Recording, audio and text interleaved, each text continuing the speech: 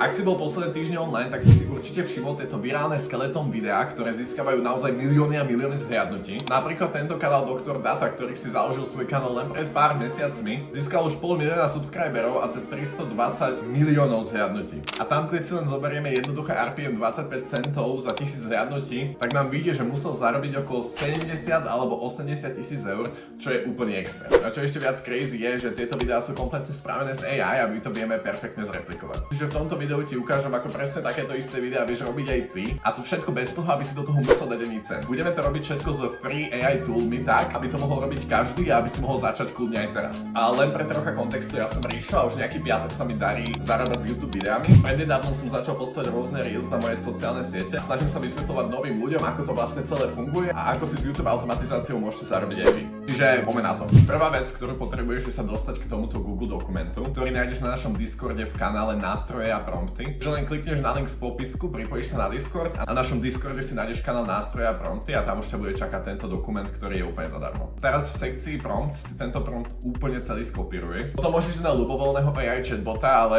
keďže väčšina ľudí používa ChatGPT, no tak ideme teda na ChatGPT a celý tento skopírovaný prompt tam vložíš. A ChatGPT ti automaticky už vygeneruje 10 virálnych nápadov na skeleton video, stačí si vybrať len jeden. Napríklad tento, čo sa stane, keď sa nesprchuješ po dobu 14 dní. Skopírujem si to a dám paste zase do ChatGPT. Potom bez toho, aby si niečo musel robiť, ChatGPT vygeneruje kompletný skript, kompletne všetky prompty na obrázky a kompletne všetky prompty na videá. Potom nástroj, ktorý budeme používať na generáciu obrázkov, ktorý je úplne zadarmo, je Google Flow. Ideme na Google Flow, dáme Create with Google Flow, potom si vyberieš nejaký e-mail, s ktorým sa chceš prihlásiť. Potom tuto dole klikáme na New Project. Potom ideme naspäť do ChatGPT do nášho dokumentu a kopírujeme si prvý prompt s názvom Hook Image. Vložíme ho úplne napravo sem, ideme do nastavení, vyberieme si 9:16, lebo to je formát, v ktorom budeme chcieť postovať tie shorty. Vyberieme si output 1.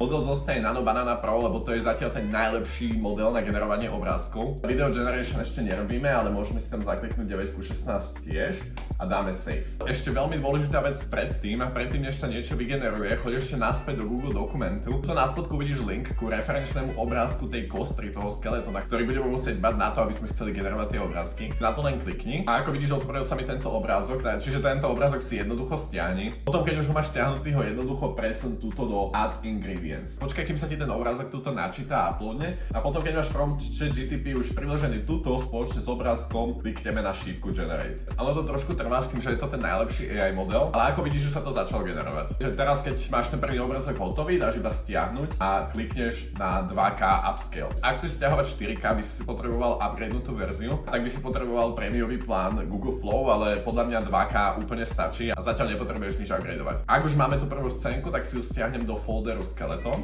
Teraz ideš znova do ChatGPT a skopírujeme si Day 1 Image. Teraz sa nám znova uploadol ten obrázok, čiže pastujeme k nemu prompt 1, ktorý sme zobrali z ChatGPT a zase dávame Generate. A teraz vidíme, že sa nám podarilo vygenerovať už druhý obrázok. Čo spravíš ďalej je, že si tento obrázok presunieš zase do toho chatu napravo. Týmto vlastne robíme, že ho pridávame ako reference toho AI modelu a ten AI model na základe toho vie, čo má generovať a ako má vyzerať ten obrázok. Zase sa vracame na ChatGPT a áno, ako už možno tušíš, kopírujeme Day 2 Image prompt a dávame ho zase do tohto generátora. Potom tento postup opakuje pre ostatné obrázky, až dokým nespravíš všetkých 14. Ja to trošku zrýchlim, čiže to môžeš vidieť, ako to aktívne robím. Na začiatku ti to možno bude trvať trošku dlhšie, ale čím viacej to potom budeš robiť, tým väčšiu budeš mať prax a tým rýchlejšie potom tie videá budeš vedieť spraviť. OK, teraz keď vidíš, že mám už pogenerované všetky tieto obrázky, vyzerajú celkom fajn, ideme vygenerovať videá. Prvý obrázok, ktorý si vygeneroval, zase si ho posunieme sem, ideme zase do ChatGPT dokumentu, zase ideme pokopírovať na každý jeden obrázok video prompt. Čiže skopírujeme si prvé hook video, pasteneme to sem,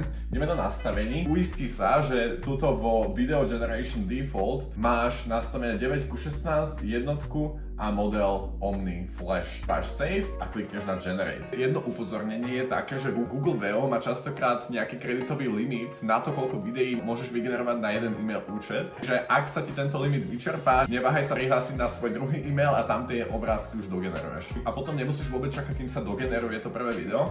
Môžeš spokojne ísť, vybrať si ten druhý obrázok, dať ho zase tam do toho chatu, ktorý máme napravo, ísť do ChatGPT, skopírovať si. Veľmi dôležité je kopírovať tie správne prompty, ktoré sedia sedia k tým správnym videám, čiže teraz si skopírujeme day 1 video a prompt pasteneme zase sem napravo a dáme generate. Ako vidíš, prvé video sa nám už vygenerovalo a zatiaľ čo sa generuje druhé video, môžeme vygenerovať všetky ostatné. Presne tým istým spôsobom, ako sme to robili aj na tých fotkách, že dávame reference fotku a potom k tomu tie prompty, ktoré nám vygeneroval ChatGPT. Ak to je pre teba trošku zložité, tak si toto video kľudne spomal a choď fakt radšej pomalšie a lepšie, než aby si to mal zbrklo od tlaku. Tuto môžeme vidieť aj druhé video, vidíš, že sa vydarilo celkom fajn. Ako vidíš, generuje sa už len posledné video, ale viac menej všetky videá vyzerajú fakt veľmi dobre. Potom, ak ich už máš všetky stiahnuté, prichádza na radu ďalšia časť a to generovanie voiceoverov. Zase chod do nášho ChatGPT dokumentu, scrollni trošku vyššie. Ako si mohol všimnúť, ChatGPT nám aj krásne vygeneroval skript na voiceover, ktorý sa len skopírujeme. Potom ideme na ďalšiu stránku, ktorá je tiež kompletne zadarmo, ktorá nám vygeneruje tie najlepšie voiceovery a tá sa volá 11 Labs. Vložíme tam to, čo nám vyhodilo ChatGPT a tuto nápravo si môžeme vybrať hociaký hlas, aký chceme. Odporúčam vybrať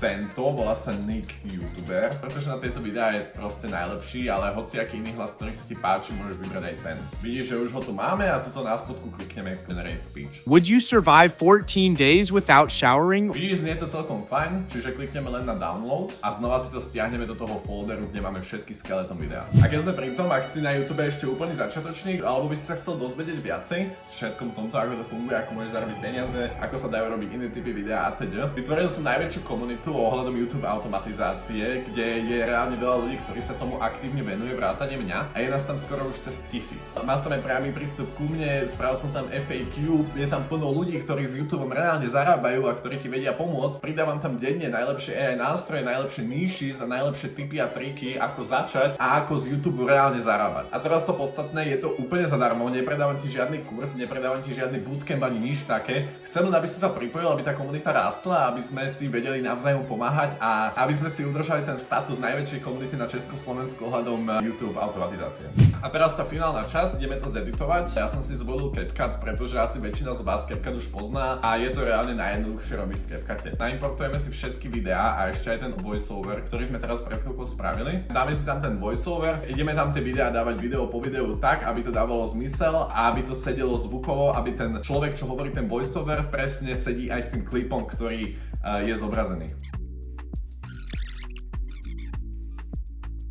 Hovorím, môžeš to spraviť oveľa zostrihanejšie, oveľa detailnejšie, pozri si, ako to robia iní tvorcovia na YouTube. Ja som to tam teraz len tak na obraz rýchlo nahádzal, aby si mal nejaký pojem o tom, ako by to celé malo vyzerať. Potom tam už môžeš pridať nejakú free hudbu, môžeme si vybrať napríklad túto, je to úplne jedno a hlasitosť znížiš na minus 16 decibelov. Potom už keď to video máš hotové, to môžeš kľudne exportovať a odporúčam postovať nielen na YouTube, ale aj na Instagram, TikTok, Facebook, dokonca Snapchat, lebo tieto všetky platformy sú free reach, ktoré by si inak nezískal. Toto je moje prvé video, čiže ak som niečo robil zle, alebo ak by som mal niečo zlepšiť, pokojne mi to napíš do komentárov. A ak by si mal ešte nejaké otázky, tak pokojne na našom Discorde nám napíš a my ti s tým ochotne pomôžeme. Tak sa zatiaľ maj, čauko.